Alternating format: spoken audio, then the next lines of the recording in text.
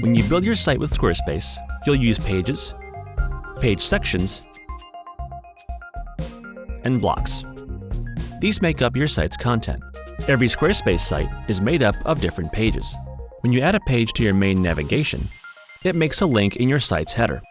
When you add pages to the Not Linked area, they're still accessible, but visitors don't have a direct link via the site's header.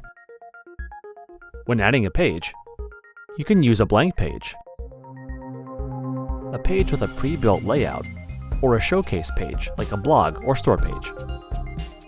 Whichever method you choose, you can build and modify the page with sections and blocks. Page layouts can be customized by adding sections.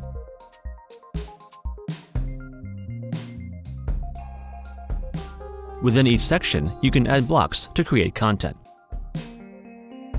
Please let us know if you have any further questions. We're always here to help.